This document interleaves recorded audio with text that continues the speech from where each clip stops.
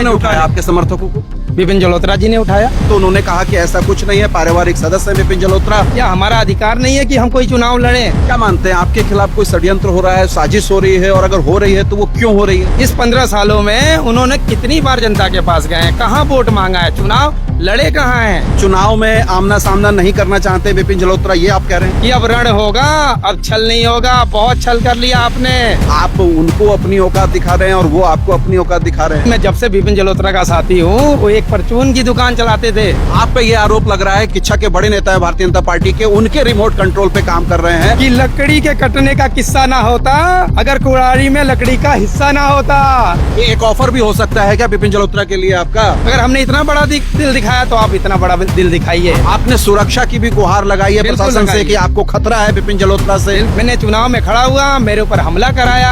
अब आपने विपिन जलोत्रा को रावण भी बता दिया, रावण की संज्ञा भी दी। उन्होंने देवता वाले काम ही कहाँ किए? शिमला पिस्तौर की इस सामान्य सीट से खुद राकेश यादव के सामने जो प्रतिद्वंदी हैं, चुनाव लड़ रहे हैं, वो विपिन जलोत्रा लड़ रहे हैं।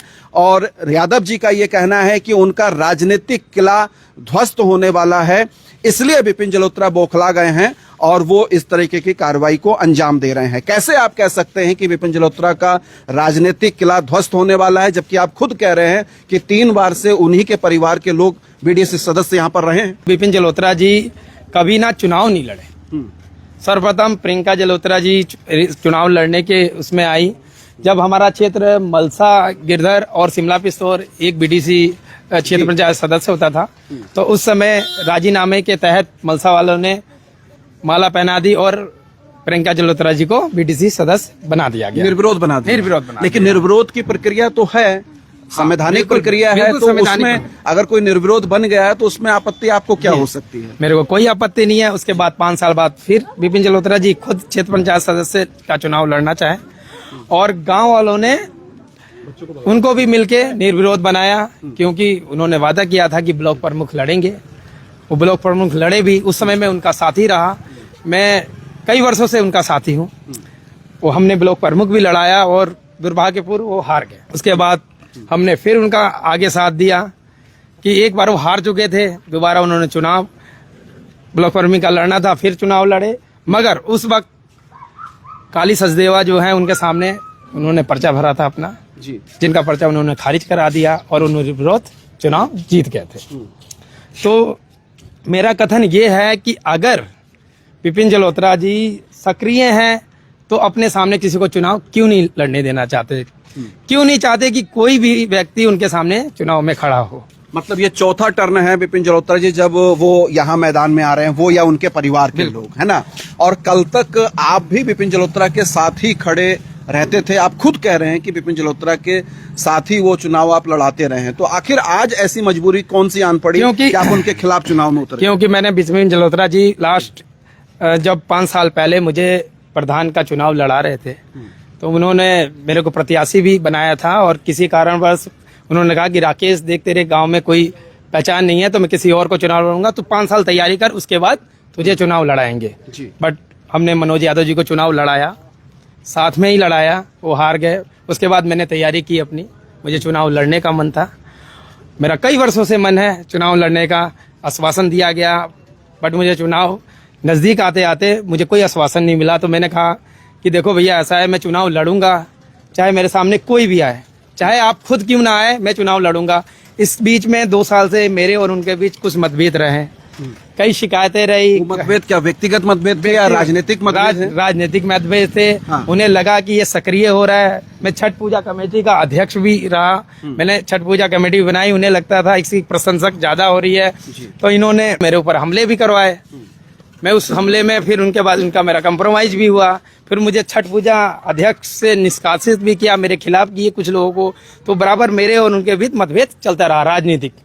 तो आखिरी समय जब चुनाव का समय आया तो मैंने सबसे पहले बीडीसी मेंबर का दावेदारी ठोक दी मैंने। वो अभी तक चुनाव के क्षेत्र में राकेश यादव यही जानना चाहता हूं आपसे कि जब तक आप विपिन जलोत्रा के साथ थे तो तब तक सब कुछ ठीक ठाक चल रहा था, तब तक कोई आपत्ति नहीं थी। लेकिन आज आप ये भी सवाल उठा रहे हैं कि 25 साल से शिमला पिस्तौर वो सामान्य सीट क्यों है, उस पर रिजर्वेशन क्यों नहीं हुआ? आपने उनके साथ रह के कभी ये आवाज क्यों नहीं उठाई? हम उनका बड़ा सम्मान करते थे। हम ये सोचते थे कि कभी जैसे उन्होंने कहा कि मैं विधायक का चुनाव लड़ूंगा तो हमने उनका समर्थन किया। उन्होंने कहा कि छोटे चुनाव में तुम्हारे लिए छोड़ दूंगा, इस वर्ष नहीं लड़ूंगा, ये आश्वासन दिया उन्होंने मुझे। मगर आश्वासन देने के बाद अभी तक वो चुनाव रण में नहीं थे। वो जिला पंचायती की टिकट मांग रहे थे, किसी कारणवश उन्हें टिकट नहीं मिली तो फिर बीडीसी चुनाव में आ गए। क्या हमारा अधिकार नहीं है? क्या हमारा अधिकार नहीं है कि हम कोई चुनाव लड़ें? अगर उन्हें 25 साल से सीट सामान्य ही रही है, यहाँ पर पूरे आरक्षण नहीं 25 वर्ष से कोई आरक्षण नहीं है। आप इसकी पुष्टि कर सकते हैं। कोई भी बीडीसी पे सामान्य सीट 3 नाम तो आपने गिना दिए, प्रियंका जी रही और विपिन जी रहे, फिर ममता रही, उन्हीं के परिवार से हैं। उससे पहले वीरेंद्र गंभीर जी रहे। अच्छा। उससे पीछे मलसा के तीरथ लाल मुंजाल जी रहे। अच्छा, हाँ, सामान्य सीट से। सामान्य सीट तो से। दर्शकों, ये एक बड़ी बात निकल के आ रही है राकेश यादव जी के बयान से कि 25 साल से शिमला पिस्तौर की क्षेत्र पंचायत की सीट जो है वो सामान्य बनी हुई है, उस पे आरक्षण क्यों नहीं हुआ? क्या राजनीतिक दबाव के तहत हुआ, राजनीतिक सेटिंग गेटिंग के तहत हुआ? और ये बात चूंकि इस तरीके से झुटलाई नहीं जा सकती, इस बात की मैं पुष्टि नहीं करता, लेकिन राकेश यादव की बात को अगर हम सच माने तो 25 साल से शिमला पिस्तौर की सीट जो है वो क्षेत्र पंचायत की सामान्य बनी हुई है। अब क्या स्थितियां बन रही हैं? देखिए, इस बार मैं चुनाव में हूँ, मैं चुनाव लड़ूंगा और मुझे बहुत प्रकारों से चुनाव रोकने की कोशिश की गई। मेरे समर्थक को उठाया गया, मेरे ऊपर बहुत दबाव डाला गया, मेरे परिवार पे दबाव डाला गया, मगर मैंने उठाया आपके समर्थकों को? विपिन जलोत्रा जी ने उठाया। मेरे पास साक्ष्य हैं, मैंने पेश किया मीडिया को। क्या साक्ष्य आपके पास? मेरे पास सीसीटीवी फुटेज है जिनके उनके कार्यकर्ता मेरी दुकान से मेरे समर्थक मेरे प्रस्तावक को उठा रहे हैं, जो मेरे यहाँ कार्यरत है लड़का। लेकिन वो प्रस्तावक जब मीडिया के सामने आए थे तो उन्होंने कहा कि ऐसा कुछ नहीं है, पारिवारिक सदस्य है विपिन जलोत्रा और कहीं कुछ ऐसा उठापटक नहीं हुई है, सामान्य तरीके से अपने आप गए थे। आप सीसीटीवी फुटेज में ऑडियो रिकॉर्डिंग है, आप देख सकते हैं कि वो क्या बोल रहे हैं, किससे बात करा रहा है। साफ साफ नाम आ रहा है विपिन जलोत्रा जी का। विपिन भैया से बात कर ले, चल ले। एक नवजोत पूरी आवाज रिकॉर्डिंग है, मैं उस साक्ष्य को कौन कौन लोग थे उनको आप जानते हैं? बिल्कुल जानता हूँ। नवजोत हैं जो मलसी रहते हैं, एक राहुल सिंह है जो लालपुर रहते हैं, 2 और अन्य साथी थे जो गाड़ी में, जिनकी रिकॉर्डिंग नहीं है तो मैं उनसे प्रूफ नहीं कर सकता। इस बाबत आपने थाने में तहरीर भी दी थी, उस पर कोई एक्शन लिया गया? जी, अभी मेरे को मुकदमा दर्ज हो गया, उस पर कार्रवाई का आश्वासन मिला है मुझे। वो आपके अनुमोदक प्रस्तावक आज भी बने हुए हैं या उन्होंने नाम वापस ले लिया? निर्वाचन अधिकारी के सामने उन्होंने खुल के कहा है, आप चाहे वहाँ की जांच कर सकते हैं। उन्होंने कहा मैं किसी दबाव में मैंने नहीं किया। उन्होंने बोला मैं इनके भैया के पास इतने साल से कार्यरत हूँ, ये साइन मैंने अपने होशो हवास में किए हैं, मैं इनका प्रस्तावक हूँ। अब मैं इसलिए हट रहा हूँ कि मेरे घर वाले मना कर रहे हैं। क्या मानते हैं, आपके खिलाफ कोई षड्यंत्र हो रहा है, साजिश हो रही है, और अगर हो रही है तो वो क्यों हो रही है?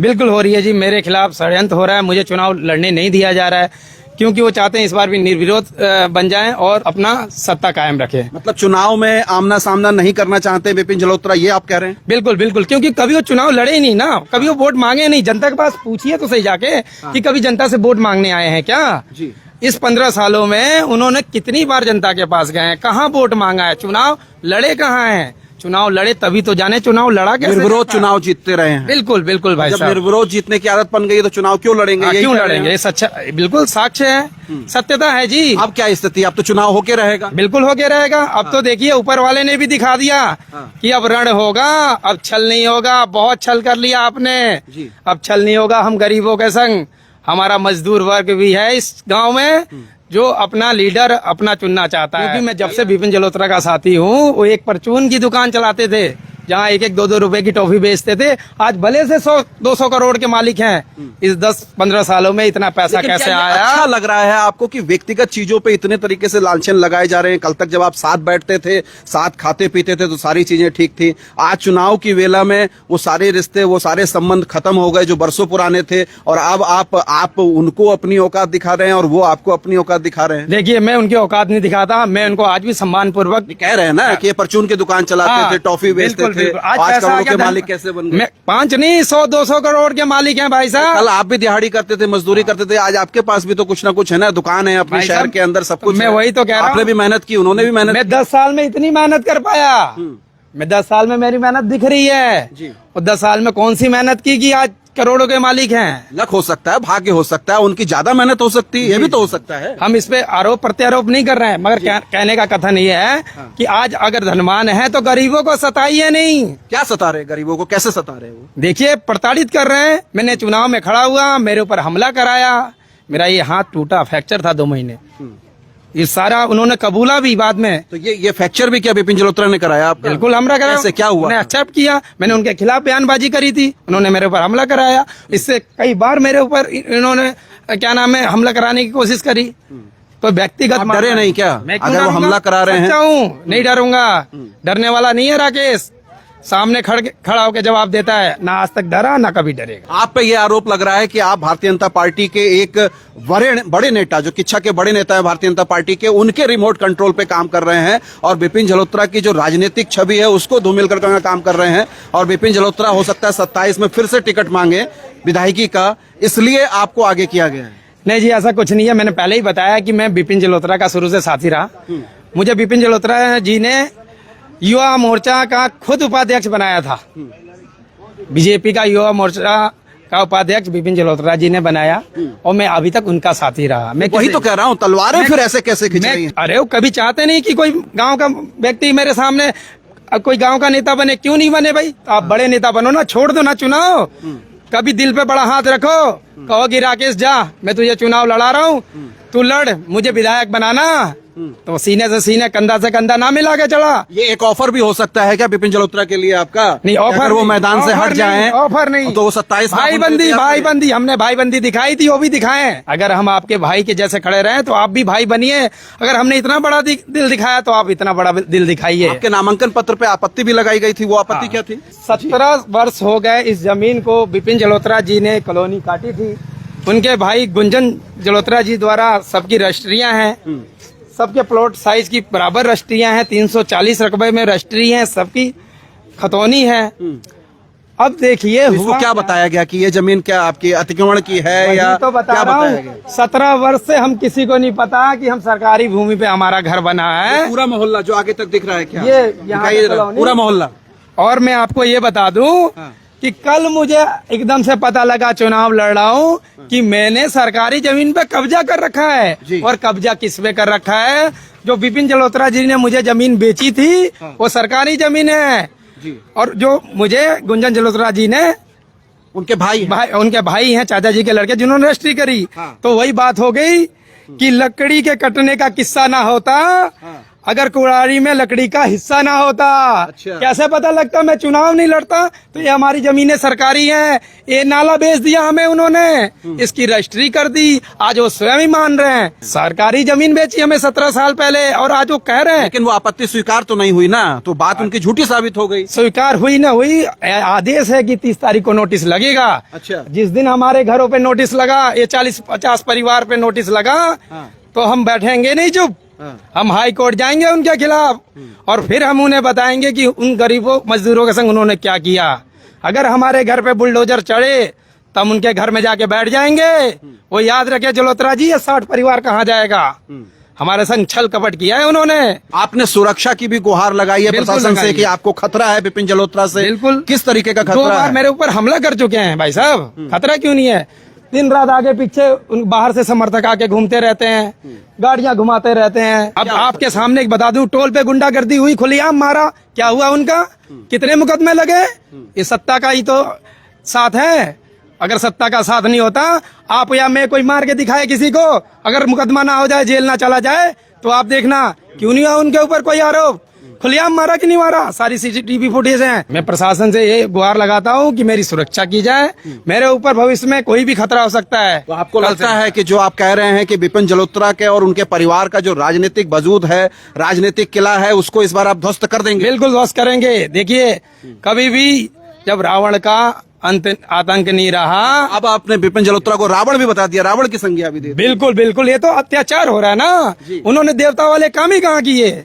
हर जनमानस पे अत्याचार कर रहे हैं। बड़ा लेट पता चला आपको कि देवताओं वाले काम नहीं किए। नहीं कर रहे, मैं तो कब से विरोध कर रहा हूँ। मेरे गांव की जनता ये बात मानने को तैयार नहीं है। चुनाव लड़ रहे हैं? बिल्कुल लड़ रहे हैं। तो ये राकेश यादव जी हैं जो विपिन जलोत्रा के खिलाफ क्षेत्र पंचायत का चुनाव लड़ रहे हैं, शिमला पिस्तौर बीडीसी सदस्य के लिए। और पूरा घटनाक्रम आपको समझ में भी आ गया होगा। कई संगीन आरोप सांसद प्रतिनिधि विपिन जलोत्रा के ऊपर लग रहे हैं। उसकी सत्यता क्या है, क्योंकि थाने में और प्रशासन के समक्ष पूरा मामला है, जांच के बाद सारी चीजें निकल कर आएंगी। लेकिन फिलहाल राकेश यादव का पर्चा वो बना हुआ है, मैदान में है और चुनाव दमखम के साथ लड़ेंगे। और इनका दावा है कि जल्होत्रा परिवार का जो राजनीतिक वर्चस्व है शिमला पिस्तौर में, उसको इस बार ये खत्म कर देंगे। बने रहिए अनसुनी आवाज के साथ। अनसुनी आवाज के फेसबुक पेज को फॉलो कीजिए। आप हमको यूट्यूब पर भी जरूर सब्सक्राइब कीजिए। बहुत शुक्रिया, धन्यवाद, नमस्कार।